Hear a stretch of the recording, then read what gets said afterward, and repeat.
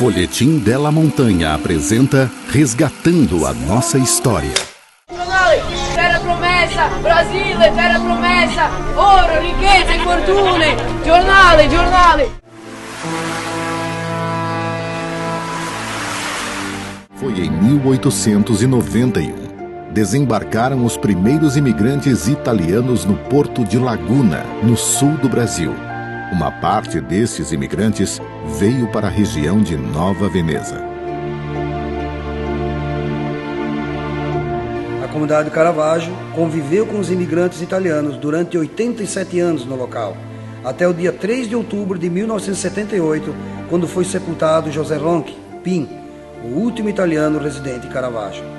A agricultura não se desenvolveu em escala, ela só existiu para subsistência. Na festa do centenário de Nova Veneza em 1991, vendo uma exposição de fotos antigas, me surgiu uma ideia de resgatar a história de Caravaggio.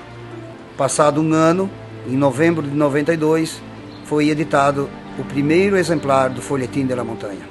O trabalho de resgate da história através do Folhetim della Montanha, ele tem uma importância muito significativa na minha vida.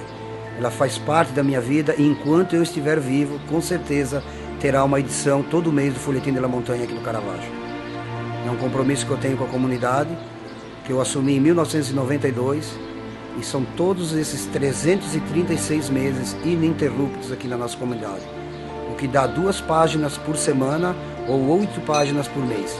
Então é muita história que nós temos aqui no Caravaggio, nós temos ainda muita história para resgatar e o Folhetim della Montanha é uma fonte inesgotável com relação à história de Caravaggio.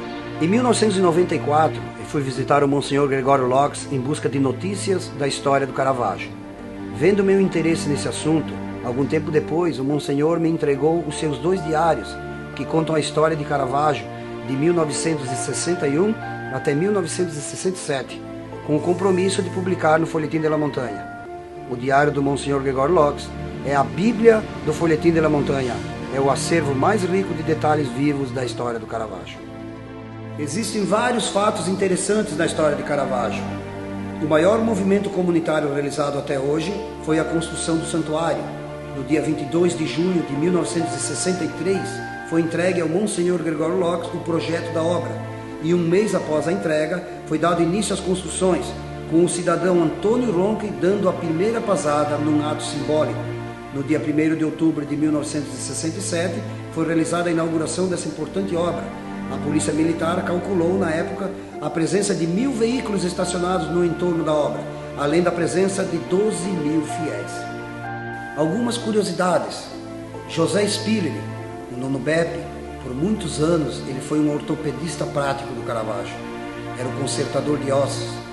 Era muito comum ele consertar uma perna quebrada de um paciente e esse paciente ficar hospedado na sua casa até ele receber a cura. A sua esposa, a Catarina Feltrin, a Nona Catarina, era parteira, fez mais de 1000 partos. Nenhuma criança morreu nas suas mãos. E tem mais, tem o Carlos Oldoni, Carleto, figura folclórica de Caravaggio. Enquanto que todos tinham as juntas de boi para puxar o carro, o Carleto cangava 2 vacas. E tem a Verônica Varmelati, a nossa Violanda, figura folclórica também. A Violanda benzia o cobreiro, uma mulher de uma fisionomia assustadora, às vezes fintona, às vezes brontolona, mas uma mulher de uma bondade infinita. Monsenhor Gregório Laux, ele foi uma figura emblemática na história de Caravaggio. E em 1994, ele doou esse retroprojetor para o Folhetim della Montanha. Além de ter doado esse aparelho, ele doou todas as fotos da viagem histórica dele pela Europa e fotos históricas de Caravaggio dos anos 1960. Em nome de todos os patrocinadores do Folhetim della Montanha, eu quero fazer um agradecimento especial à Metalúrgica Spiller Limitada, a empresa que esteve presente em todas as 337 edições. Desde o número 1 até os dias atuais, a Metalúrgica Spiller marcou presença no Folhetim della Montanha.